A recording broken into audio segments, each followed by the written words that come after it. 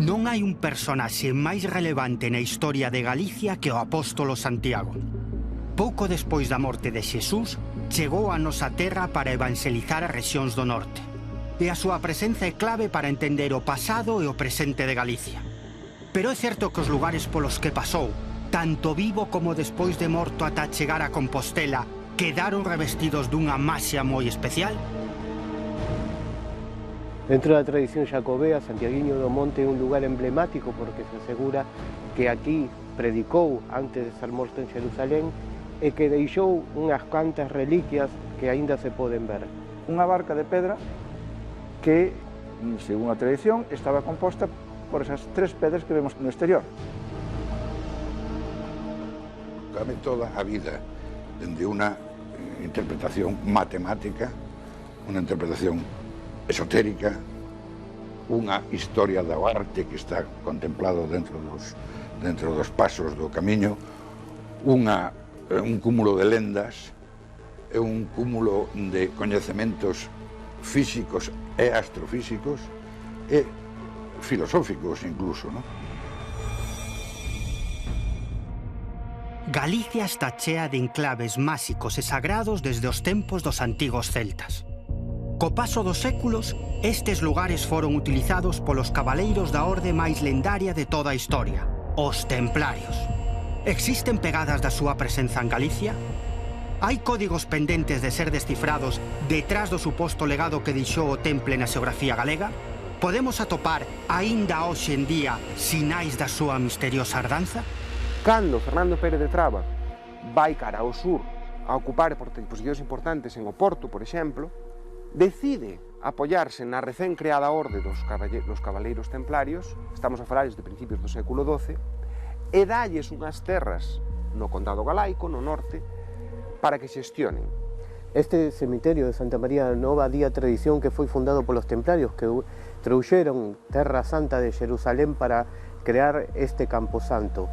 A cruz do temple, é dicir, a cruz paté, é unha cruz realmente moi simbólica porque simboliza os 4 elementos, tamén o sangue de Cristo, tamén os 4 evangelistas. Esta cruz foi recollida tamén por outro tipo de ordes iniciáticas de tipo masónico, esotérico, da mesma forma. Segundo a tradición, esta pía bautismal é unha das 7 hidrias de Caná, é dicir, un dos recipientes nos que Xesús converteu a auga en viño nas bodas de Caná.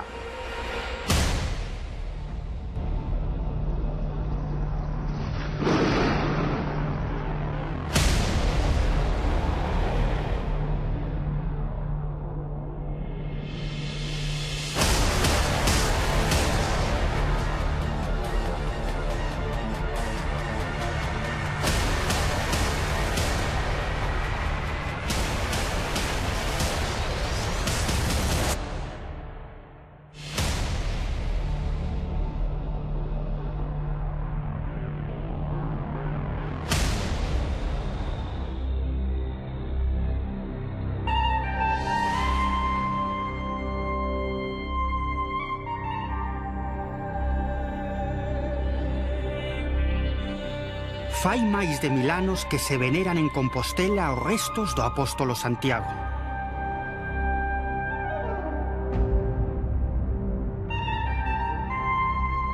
Máis de 200.000 persoas percorren cada ano os camiños que chegan ata aquí, para rematar esta viaxe mística no interior da Catedral Compostelá.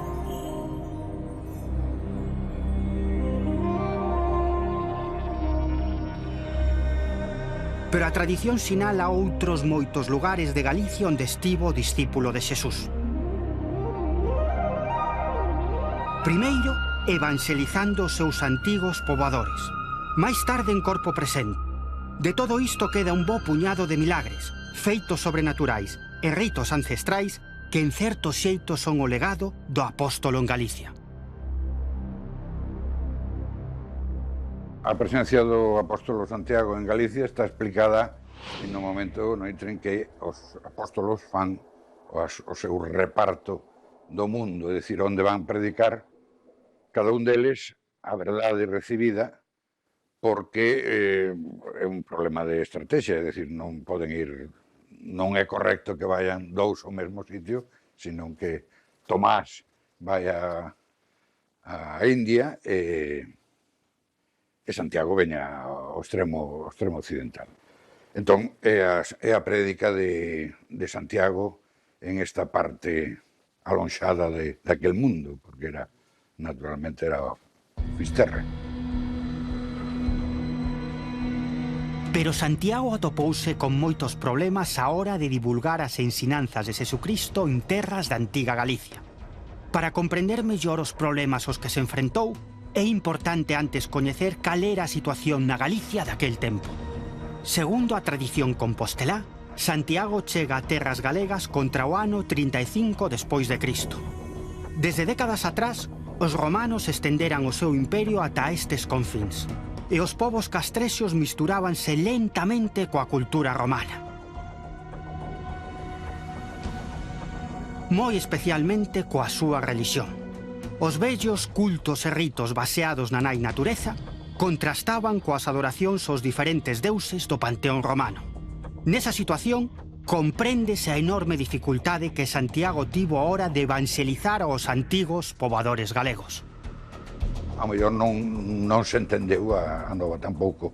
O Santiago non fixo unha boa predicación, porque todo pode pasar dentro de que é a lenda do apóstolo.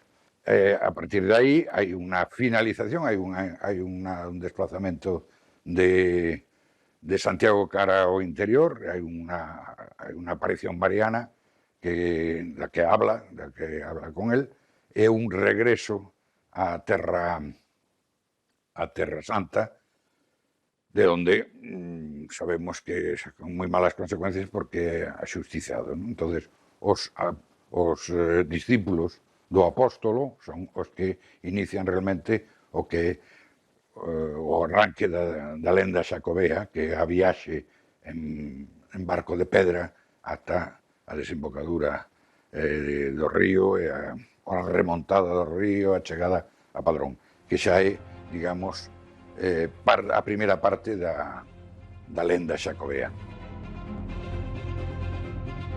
Un dos lugares máis icónicos do paso do apóstolo en Galicia é este, Santiaguiño do Monte. A tradición asegura que aquí tentou converter os pagáns na nova fe. E aquí, pedras e augas milagrosas son consideradas reliquias.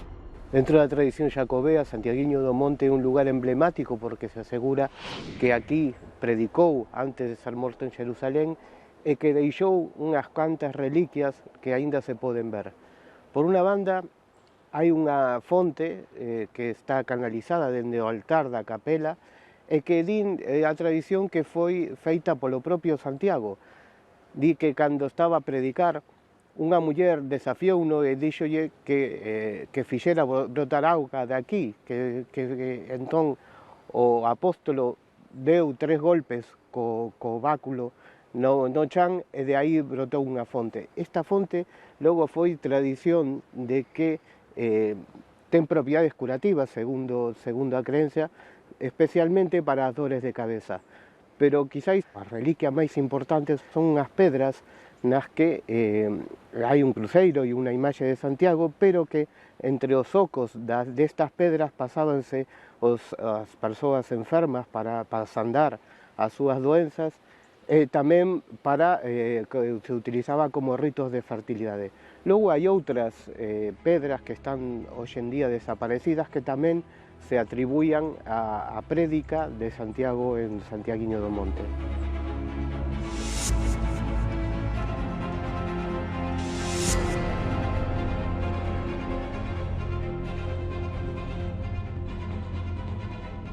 Segundo a tradición, Santiago estendeu o Evanxeo no que hoxe é o Burgo de Pontevedra. Alí foi acollido por unha familia, e tan agradecido quedou da hospitalidade recibida que bendixo a leira. Por iso, desde entón, dice que aquí os froitos maduran antes. Entonces estamos nun barrio de Pontevedra, chamado barrio do Burgo, na zona da Santiña, e a tradición conta que o apóstolo Santiago pasou por aquí, por estas terras, no século I, chegou a esa casa, pideu algo de comer, como cualquier peregrino que pideu de comer, era unha casa humilde, entonces saleulle pois, a señora con o seu caldo que ofreceu, porque dixolle que non tiña outra cousa, que eran moi pobres e que non tiña máis que un plato de caldo para poder ofrecerlle.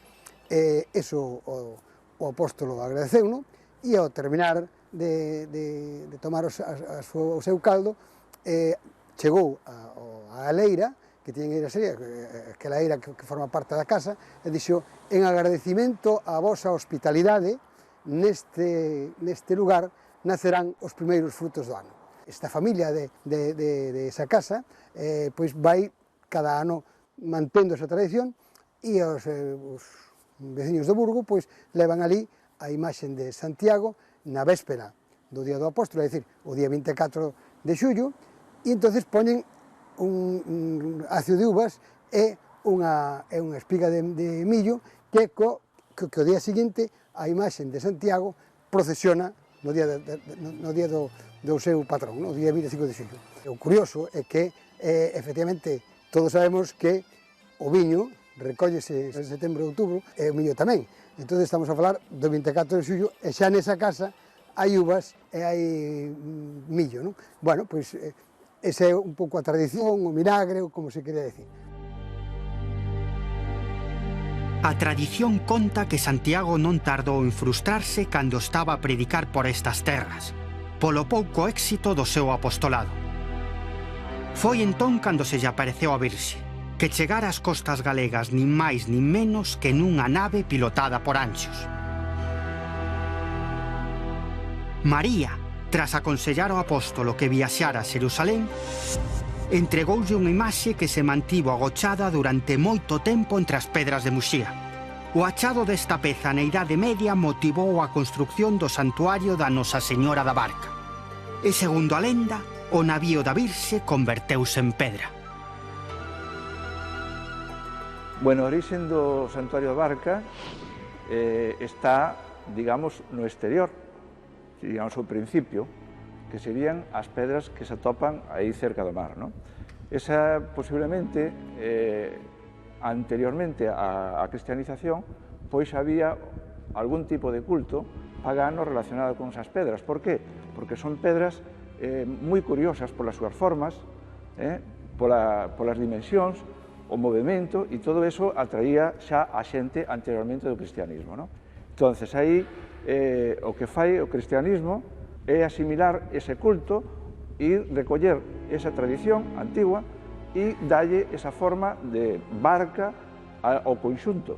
Entonces, o que fai canaliza a tradición cristiana a través dun culto da chegada da Virxe a través desa barca. Unha barca de pedra que, según a tradición, estaba composta por esas tres pedras que vemos no exterior. Destas tres pedras, a máis relevante, sen dúbida, é a da Barca ou Pedra de Avalar. Pero temos que ser conscientes que moito antes de que aquí chegase o cristianismo, estas pedras oscilantes eran utilizadas en ritos máxicos polos antigos sacerdotes, debido a que supostamente posuían poderes adivinatorios e curativos. Aí hai unha serie de ritos que aínda se siguen facendo actualmente. Entre os ritos que se facían está a pedra de Avalar, que era unha pedra que se movía. Entonces, pois, según a tradición, dicía que cando se movía era como unha especie de medium de concesión de favores a través da Virxen. Entonces, se a pedra, por exemplo, movíase, quere dicir que se concedía ese favor a esa persoa, non? Pois no caso de que fora un pecador, entonces o que facía era, se a pedra avalaba, quer dicir que esa persona non cometera ese delito ou non tiña ese pecado. E, sin embargo, se non se movía, pois realmente era culpable, non?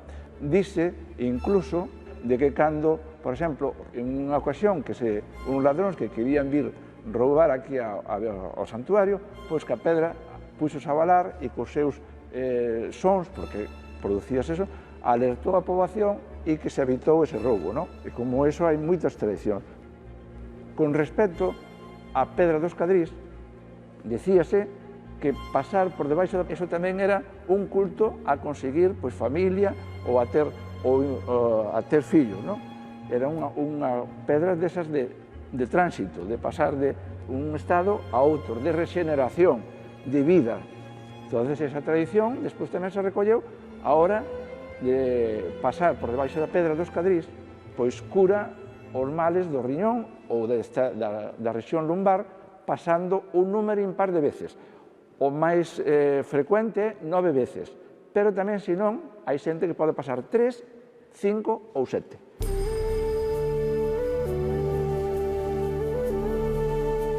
O templo da Virxe da Barca foi reconstruído varias veces, posiblemente 4, a última en 2015. No día de Nadal de 2013, o santuario sufriu un tráxico incendio que deixou o retablo e o teito totalmente queimados. Este grave accidente provocou aínda máis devoción pola Virxe, aumentando considerablemente o número de visitantes. Bueno, a origen do santuario posiblemente este nos monxes de Moraime. É dicir, se non houbera ese monasterio que se fundou en Moraime cara ao século XI, posiblemente non existiría mellor o santuario da Barca, nin tampouco mellor o camiño de Fisterra a Muxía. É dicir, hai que pensar que Moraime era un foco de cristianización de todo este territorio. E posiblemente eles foron os fundadores do santuario. Cara ao século XII-XIII. Ese santuario prolóngase ata o século XV. No século XV hai unha reforma, aí xa hai documentos históricos, no que se fai a reforma dese santuario primitivo ou se construye un novo, e que se vai prolongar hasta o século XVIII, principio do século XVIII, cando realmente se funda e se crea este último santuario que é o actual, que é no 1719.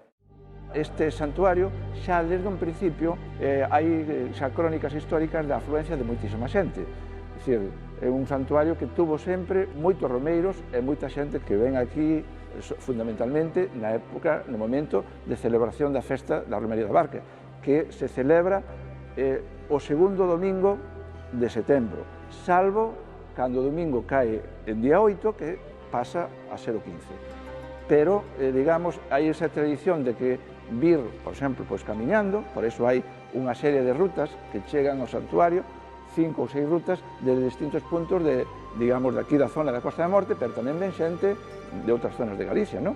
Hai tamén documentación de que antiguamente o que se facía fundamentalmente o día das festas había moita actividade alrededor do santuario. Hai moita tradición de vir moita xente a esta romería, unha das máis importantes de Galicia, non? Ademais, Muxía é tamén fin do camiño xacobeo no itinerario Fisterra-Muxía. E ata aquí chegan cada vez máis peregrinos polo camiño da fin da terra. O santuario de Muxía, efectivamente, está vinculado ao camiño xacobeo de Fisterra e Muxía. Por qué?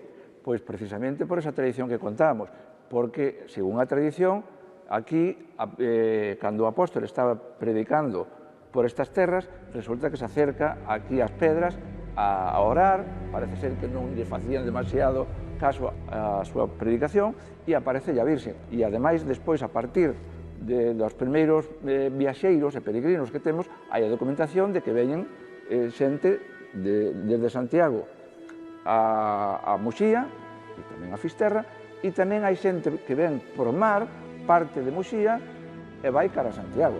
Por lo tanto, non é cuestión de dicir se Fisterra acabou o camiño e Muxía non ten nada que ver. Eu creo que teñen que ver os dous lugares. De feito, a historia así non lo di, tanto de Muxía, por esa tradición xacobea que hai, como tamén Fisterra, porque tamén hai esa tradición de que ali foron a pedir esa autorización para poder enterrar os restos do apóstolo, non? A beira do santuario, xa apenas visible debido ao zoute dos temporais, hai un manancial máxico, a Fonte da Pel. Leva este nome porque as peregrinacións que había a este santuario, as persoas que tiñan unha enfermidade grave de a pel, por exemplo, lepra, tiñan que facer o camiño por outro itinerario que pasaba xusto por esta fonte.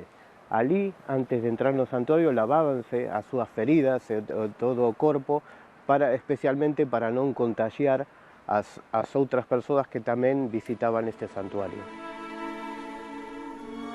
A tradición xacobea conta que tras a execución de Santiago en Terra Santa, 2 dos seus discípulos trouxeron o seu corpo nunha barca de pedra ata as costas galegas.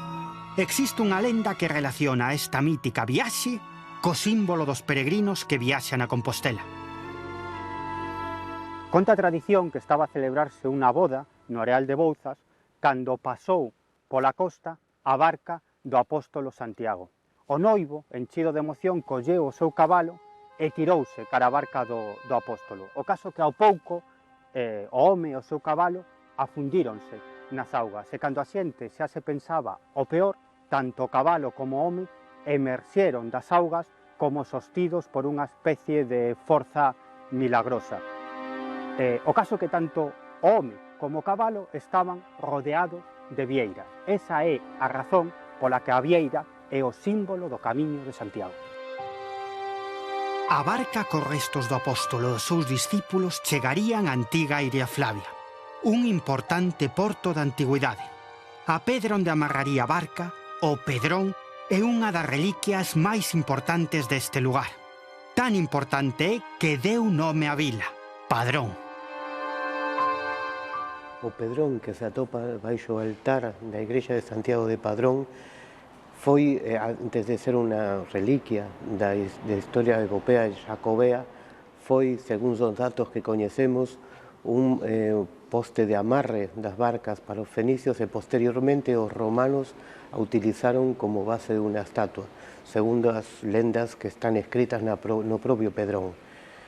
Non hai un acordo sobre cal foi o pasado desta pedra, pero seguramente foi unha estatua dedicada ao emperador Augusto. Posteriormente, o cristianismo adoptou na epopea xacobea do traslado do apóstolo Santiago, do corpo do apóstolo Santiago ata Galicia, e de feito está escrito na parte posterior da pedra toda esta parte desta ruta xacobea, desta relación de Santiago co Pedrón. De todo xeito, foi unha reliquia importante para os peregrinos, xa que acostumaban a abrazalo e moitos deles, ademais de terminar o seu periplo en Santiago, viñan a visitar esta reliquia. A tradición di que cando o corpo do apóstolo foi colocado en terra, a pedra sobre a que estaba pousado abrandouse e adoptou a forma do seu corpo. Esta foi chamada Pedra do Desembarco. Era unha reliquia moi prezada polos peregrinos, tanto que desapareceu no século XVII. O traslado do corpo do apóstolo desde Xerusalén ata Galicia constitúe o segundo dos 3 supostos históricos tradicionais que dan forma á lenda xacobea. O primeiro sería a evangelización de Santiago en Galicia, o segundo o traslado do seu corpo, e o terceiro o milagroso descubrimento séculos máis tarde da tumba do apóstolo polo ermitán Paio, xusto desde o lugar no que hoxe se atopa a igrexa de San Fice Solovio. Todo este conglomerado, a lenda xacobea, o seu resultado é un espello da vida, baixo o meu punto de vista. Un espello da vida que vai dende o máis, desde a interpretación máis elevada, é dicir, aquelo que significa facer unha purificación a través dunha ruta, ata máis sinxela, máis normal, digamos, que do peregrino que pensa que está facendo deporte, que está facendo un exercicio físico que lle ven ben e que vai camiñando por un lado. Entre unha, que digamos sería a interpretación máis espiritual, e a segunda cabe absolutamente cabe toda a vida, dende unha interpretación matemática, unha interpretación esotérica, unha historia da arte que está contemplado dentro dos pasos do camiño, un cúmulo de lendas, e un cúmulo de coñecementos físicos e astrofísicos e filosóficos incluso, non? Por lo tanto, o camiño o que representa o final, e a lenda xacobea o que representa o final, é un exemplo, é unha purificación, é unha traslatio, é un compendio de coñecementos absolutamente único no mundo, hoxe en día. Errará quen diga que solamente é unha desas cousas, non? Solamente estará na verdade aquel que contemple todas as vertentes e contemple realmente o que é. É dicir, tanto as pedras construídas como os hospitais, a ciencia médica que se estudiou ali, a astronomía que está reflexada no camiño, os pasos da oca, o esoterismo, as interpretacións máis extravagantes e as máis ortodoxas. Todas caben no Camiño de Santiago porque é realmente a lenda e a vida.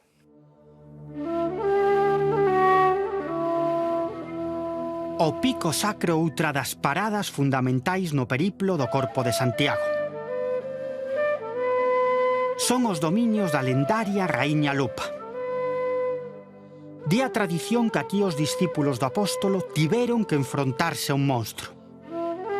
Finalmente, para topar o lugar definitivo no que enterralo, puxeron o corpo sobre un carro de bois bravos e deixáronos o seu libre albedrío.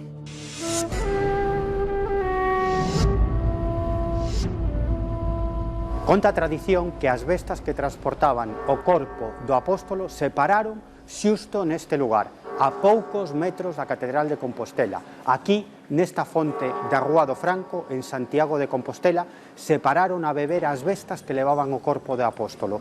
E aquí, por tanto, marcaron o final do Camiño de Santiago, onde sería enterrado o apóstolo Santiago. Aquí sería enterrado Santiago e os dous discípulos que lle acompañaron na viaxe. A súa tumba estivo oculta ata o seu achado, 8 séculos despois.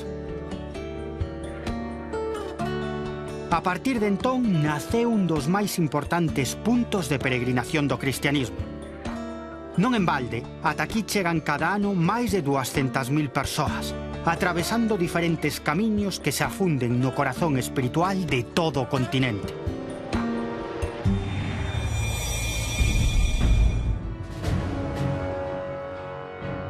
Din que os templarios, os monxes soldados que protexían os peregrinos en Terra Santa, posuían saberes ocultos e coñecementos ancestrais, así como un enorme poder. Acusados de adorar ídolos pagáns, foron condenados fai máis de 7 séculos, pero aínda hoxe seguen espertando fascinación. Así pois, sumidos entre as brumas da lenda, en Galicia consérvanse lugares nos que supostamente estiveron asentados os enigmáticos personaxes. Agochados entre bellas pedras de igrexas e reliquias descoñecidas, aínda permanecen ocultos algúns dos seus segredos. Os templarios, bueno, a lenda, a súa forma de desaparecer e demais siguen facendo que ainda a día de hoxe falemos deles, pero eses pobres cabaleiros de Cristo xurden da primeira cruzada cun afán, sobre todo, por defenderes as peregrinacións e o traslado tanto de ida como de volta a Terra Santa. Pero rapidamente cobran importancia económica e comercial con varios elementos non tan claros ou non tan ben intencionados. Un deles, sen dúbida, o comercio ilegal de reliquias. Probablemente é unha parte das cousas que axudaron a incrementar esa lenda negra ao redor dos templarios. Ademais do comercio ilegal de reliquias, son precursores de estruturas bancarias, creando unha sorte de pagarés que permitía que un salía do castelo de Ponferrada levando un documento que acreditaba que deixara tantos besantes de ouro no castelo de Ponferrada e chegaba a Rochelle ou a Xerusalén mismo e cambiabanlle ese mismo pagaré que se lle estendera en Ponferrada por ese mismo besantes de ouro, evitando que tiveras que levar no camiño unhos cartos, unhas moedas que facían de ti unha presa suculenta para os bandoleiros. Ademais, os templarios tiveron unhas intervencións políticas moi importantes en toda Europa daquel momento. Inda así, en España, naquela España, ou no que hoxe chamamos España, as súas intervencións políticas foron un pouco menores. Os templarios surden nun momento no cal Europa atravesa unha certa paz e Xerusalén e a zona de Oriente Medio Oriente Próximo queda conquistada polo impulso musulmán. Tenden a defender o cristianismo cara a alí, pero aproveitan as posicións europeas para xestionar a política que vai levar esa expansión cara ao Oriente Medio, cara ao Oriente Próximo. España, aquela España daquele momento estaba moi ocupada coa Reconquista, e en xeral as posicións templarias en España non son tan abundantes como foron na actual Francia ou en Gran Bretaña, ou noutros lugares de Europa. Inda así tiveron unha certa presencia. De feito, no terreo de Aragón incluso chegaron a ser herdeiros do testamento dun dos reis de Aragón, que provocou unha grande polémica no seu momento. No caso concreto de Galicia, os templarios chegan por unha carambola. Unha carambola que podemos falar, podemos atinar a explicares grazas aos problemas sucesorios do antigo reino medieval de Galicia. Pero antes, viaxemos na nosa particular máquina do tempo ao século VII. Nesa época o territorio suevo transformouse nun reino medieval de Galicia, que despois foi anexionado polo de Asturias. A partir de aquí, o reino de Asturias e máis tarde o de León dividíronse e uníronse debido a sucesivas herdanzas, sendo de Galicia parte desa división. Mentres isto sucedía, Galicia a súa vez dividiuse en dous condados, o galego e o portugalense, que máis adiante conformaría o Reino de Portugal. Moi importante dentro dese condado de Portugal é a figura de Fernando Pérez de Traba. A Casa de Traba é unha das casas nobiliarias máis importantes da historia de Galicia. Fernando Pérez de Traba, que será o segundo conde de Traba, nunha desas alianzas nese momento chega a unirse con bastante importancia os sucesores para o condado de Portugal, o que será finalmente o país de Portugal. El abandou as súas posesións ao norte do Miño. Inda que non temos probas, ningún carácter documental que podamos establecer sen dúbida algunha como foi a cousa, moitos historiadores creen que cando Fernando Pérez de Traba vai cara ao sur a ocupar posicións importantes en Oporto, por exemplo, abandonando ese condado galaico, decide apoiarse na recén creada orde dos cabaleiros templarios, estamos a falar desde principios do século XII, e dalles unhas terras no condado galaico, no norte, para que xestionen. Probablemente había unha intención política detrás, el quería ter alguén de que se podía fiar, e ele era un home que, polo que sabemos, peregrinou hasta 2 veces hasta Xerusalén. Inda que non é moi sabido, houbo galegos nas cruzadas. De feito, temos varias probas documentales dese aspecto. Fernando Pérez de Traba logo dalles eses primeiros territorios e os templarios acabanse expandindo un pouco máis por Galiza. A raíz desa doación de Fernando Pérez de Traba, temos distintas que se chaman bailías ou encomendas, eses territorios que quedan a cargo dos templarios e que les xestionan, que ademais de procurarlles un ingreso económico pola labranza, polos traballos da terra e demais, tamén lles procuran unha posición de poder social e político. En Galicia non hubo moitas, a verdade é que non, pero hubo algunhas importantes. A máis importante, sen dúbida, é a que se deu en chamar a bailía de Faro ou a bailía da Mariña Coruñesa. Ao longo do río Mero atopamos numerosas evidencias daquela encomenda de Faro. A súa principal localización estaría onde hoxe atópanse as poboacións do Burgo e o Temple. Actualmente, aínda se pode apreciar a pegada da presencia templaria en Santa María do Temple, a Ponte dos Templarios na Ría do Burgo e na Igrexa de Santa María de Cambre. Este enclave era de gran trascendencia para os cabaleiros, xa que podían controlar o roteiro compostelán máis importante daquela época, o camiño marítimo inglés cara a Santiago. Esa encomenda de Faro foi importantísima para os templarios, importantísima. Probablemente a máis grande de Galicia, é a que máis restos deixa desde o punto de vista histórico na nosa identidade galega. Ademais da encomenda de Faro, houve outras encomendas en Galicia de menor relevancia. Unha das máis chamativas ou das máis interesantes podería ser a que tivo en lugar en Vigo, a de Colla. Teñen tamén presencia en Ourense, especialmente nun lugar chamado Moeiro, e por último temos as encomendas de Lugo un pouco máis espalladiñas. A máis importante probablemente sería a de Neira, onde temos esa presencia templaria de novo, pero con poucos ou con menos restos. Desde logo a máis importante, onde temos máis presenza iconográfica, sobre todo, na memoria histórica sería a encomenda de Faro, a da Mariña Coruñesa. Temos un profundo legado espiritual que nos deixaron os templarios. Eu o dividín de algún xeito de dúas formas, dúas categorías. Un legado exotérico, que o temos espiritualmente nos seus símbolos e signos, e un legado espiritual interno, é dicir, os novos templarios, as novas ordes templarias, que foron moitas delas renadas case 700 anos despois, as temos en moitas partes do mundo. Son legados iniciáticos, e dicir, xa non se van protexer, nin buscar tampouco a protección dos lugares santos como Xerusalén, sino están buscando a protección do lugar santo interno, interior, o Cristo interior. De feito, algunhas ordes masónicas, algunhas loxas masónicas cristiáns, que tamén hai, precisamente recollen este legado, que entronca co templo de Salomón, e ao mesmo tempo tamén cunha riqueza iniciática nos seus ritos. De feito, en algunhas destas ordes cristiáns de tipo masónico, un dos niveis, dos distintos niveis que hai dende aprendiz hasta mestre e outras ordes en niveis superiores, fálase precisamente da orde do temple, igual que hai a orde do Rosacruz, etc., dentro deste tipo de loxias masónicas.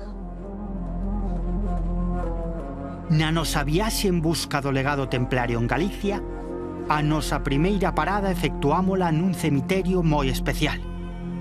Santa María Nova, en Noia. Este cemiterio de Santa María Nova di a tradición que foi fundado polos templarios que trouxeron Terra Santa de Xerusalén para crear este camposanto. Pero o verdadeiro tesouro que hai aquí agochado son as laudas gremiais que aínda gardan moitos misterios. Esparexidas por todo o recinto, dentro e fora da pequena igrexa, pódense ver decenas de lápidas cuxa antigüedade e simbolismo é en parte descoñecido. Estas lousas sepulcrais presentan sobre a súa superficie gran cantidade de símbolos, que se atribúen ás marcas de canteiro de distintos gremios. Así, áncoras ou outros elementos propios do mar e a pesca considéranse que algunha vez gardaron o soño eterno de navegantes e pescadores. Tesoiras, machadas, ferramentas ou calquera outro elemento que fai referencia a oficios concretos permiten identificar os gremios dos falecidos. Con todo, existen no cemiterio de Santa María Nova un bo número de laxas sepulcrais cuxa simboloxía non foi interpretada. Estes símbolos desconcertan aos investigadores, porque non chegan a descifrar a linguaxe oculta que agochan. Temos, ademais, algo moi importante cando un está estudando na vertente simbolóxica da orde do temple. Son os símbolos, que tamén hai símbolos de algún xeito exotéricos e esotéricos dunha, digamos, linguaxe, falando dunha linguaxe simbólica. E cales son? Os máis importantes, a primeira é a cruz do temple, é dicir, a cruz paté, tamén se chama patada, é dicir, é unha cruz realmente moi simbólica porque simboliza os 4 elementos, tamén o sangue de Cristo, tamén os 4 evangelistas.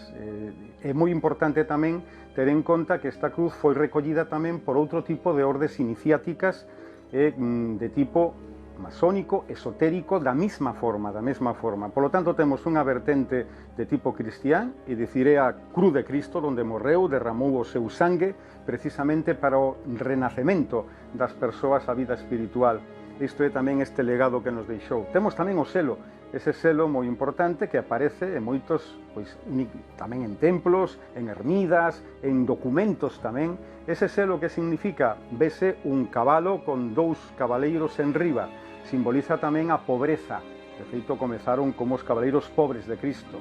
Simboliza a pobreza, tamén a axuda mutua, tamén a dobre naturaleza que ten que vencer de algún xeito a súa parte animal. E tamén, en outro xeito tamén, o signo de hospitalario, é dicir, o signo de poder tamén, dentro da pobreza, axudar cos menos posesións que podan ter. É importante ter en conta tamén a súa túnica, que é branca, que simboliza a pureza do alma, en este xeito. Por iso, esos símbolos de tipo templario prevalecen tamén fora da propia orde. O temos en outro tipo de ordes de cabalería, por exemplo, aínda vixentes hoy en día. Non abandonamos aínda o cemiterio de Santa María. porque hai máis historias que relacionan os enigmáticos monxes soldados con este lugar sagrado. No cemiterio de Santa María Nova hai un cruceiro cuberto por un templete que ten dúas lendas que relacionan estes elementos cos cabaleiros templarios. Unha das lendas fala de que foi un cabaleiro que, tras loitar en Terra Santa, regresou a Noia e fixo construir este templete e o cruceiro para agradecer á Virxe que fora salvado a súa vida, que salvara a súa vida nas loitas que tivo en Terra Santa. Outra das lendas vincula a dous irmáns que loitaban tamén cos cabaleiros do Temple en Terra Santa durante as cruzadas. Di a tradición que os cabaleiros perdéronse, os dous irmáns perdéronse de vista no campo de batalla e un deles logrou regresar a Noia. En honor a seu irmán perdido na batalla, fixo construir o cruceiro que se levantou aquí no cemiterio de Santa María Nova. Pasaron 7 anos e un barco que viña de Terra Santa trouxo ao seu irmán, que en realidade non estaba morto, senón que foi apresado polas tropas inimigas e finalmente foi liberado. E cando regresou, construíu o templete arredor do cruceiro que tiña feito o seu irmán. Os templarios elixían moi ben os lugares onde se asentaban. Noia era un moi especial, xa que unha tradición asegura que foi a neta de Noé, chamada Noela, a que fundou esta vila mariñeira. Así se pode ver no escudo oficial, que ten un gravado coa arca e a pomba. Continuamos buscando o legado templario en terras galegas. A nosa seguinte parada é a igrexa de Santa María de Cambre, a poucos quilómetros do Temple, na Coruña. Porque no seu interior asegúrase que se conserva unha reliquia que foi traída de Xerusalén e que, segundo a tradición, foi indiscutible protagonista dun milagre bíblico. Segundo a tradición, esta pía bautismal é unha das 7 hidrias de Caná, é dicir, un dos recipientes nos que Xesús converteu a auga en viño nas bodas de Caná. Pero a pregunta é como chegou esta vasilla ata aquí, ata a igrexa de Santa María en Cambre. Hai dúas versións. A primeira versión di que foron os cabaleiros templarios asentados no Temple, que é unha localidade moi preto de Cambre, os que trouxeron a vasilla desde Terra Santa. Non fai falla dicir que a localidade do Temple chámase así precisamente en lembranza a estes cabaleiros templarios que estiveron asentados na zona. E outra versión di que o responsable de traer a vasilla foi un nobre galego, Francisco Pérez de Traba, moi vinculado aos cabaleiros templarios, e sería el quen trouxo a vasilla desde Terra Santa ata esta igrexa. A pía está visiblemente deteriorada debido a un antigo rito que se practicaba con ela. Existía a tradición de que ao soar 9 badaladas había que raspar a pedra e o pó mesturábase con aceites e ervas para facer unha pócema que se aplicaba ás embarazadas para que tivesen un bo parto.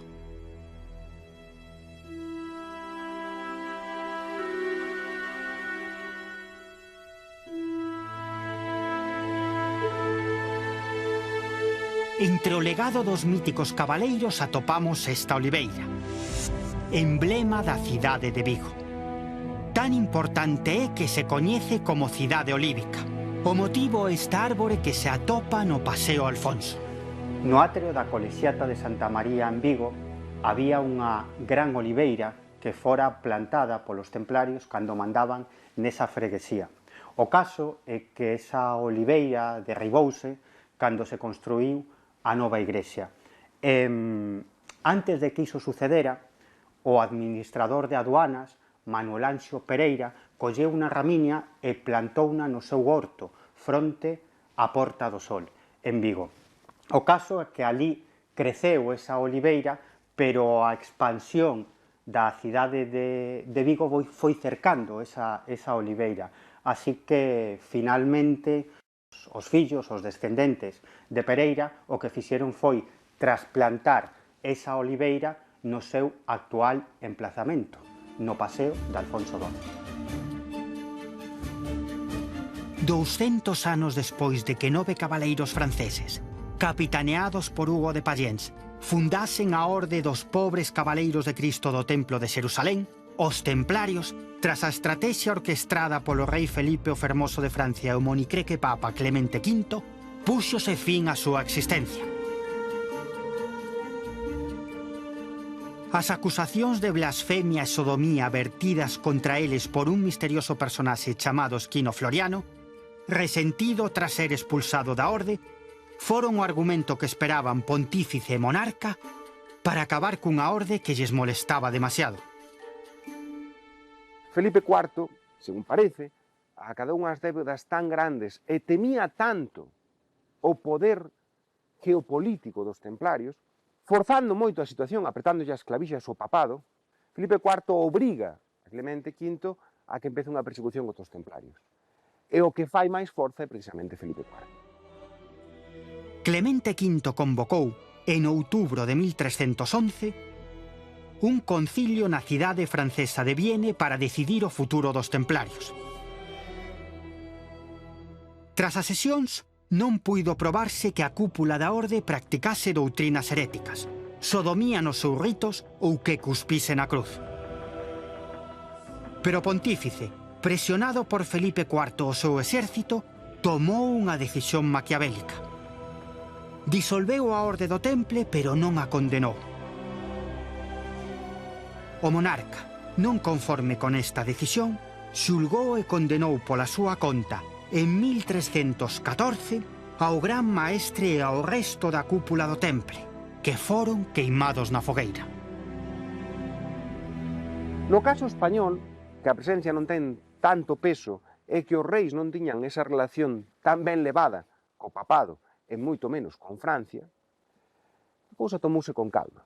De feito, tardáronse bastantes anos en que en todos os territorios españoles se acabaran expulsando eses templarios. No caso galego non é unha excepción. Naquel momento, Galicia pertence ao reino de Castela e León, unido desde Fernando III o Santo. Estamos a falares de primeiro cuarto do século XIV, e tampouco hai moita prisa por parte de Castela e votar os templarios porque levábanse ben, traballaban xuntos. Nese escenario en que a coroa de Castela e León decide obedecer esa orde papal, expulsar os templarios e anular a orden, para que sean as súas posicións repartidas entre outras ordes e demais, se decomise as súas reservas económicas, temos constancia de que a última bailía, a última encomenda que sigue en pé e que sigue funcionando é precisamente a do Burgo Coruñés, que é a encomenda máis importante que chegan a ter os templarios. Cando empeza esa persecución dos templarios, e os últimos 33 homes, non todos serían cabaleiros templarios, podían ser sarxentos, armíxeros ou outras cousas, quedan ali negándose a abandoala e teñen que ser finalmente capturados por xallóns da Coroa de Castela, que, bueno, levarán ante a xusticia nun proceso que nunca chegou a ser claro. Parece ser que algúns tamén escaparon e outros deixaron en libertade. Nesa primeira mitade do século XIV, todos esos territorios, propiedades, tesouros, quizá dos templarios, acabaron en manos que non eran templarias. Sen dúbida, o único que nos queda deles é o recordo que podemos ver plasmado en nome de calles, en nome de rúas, en nome de algúns templos, e no imaginario popular. Pero quizáis a próxima vez que entre en Coruña, e pase pola rúa do Temple, acórdese do que estamos falando hoxe. Nesta illa existía un mosteiro da orde. Cando comenzou a súa persecución, conta unha lenda que nunha noite foron pasados a coitelo 35.000 templarios. O último chamábase Guillermo da Torre, que se identificou ante os seus verdugos como o último templario. Quizáis, escondido entre as pedras de algunha igrexa, entre os símbolos dunha lápida ou no gravado de algún obxeto sacro, atópese a pista que leve o legado secreto daqueles enigmáticos cabaleiros.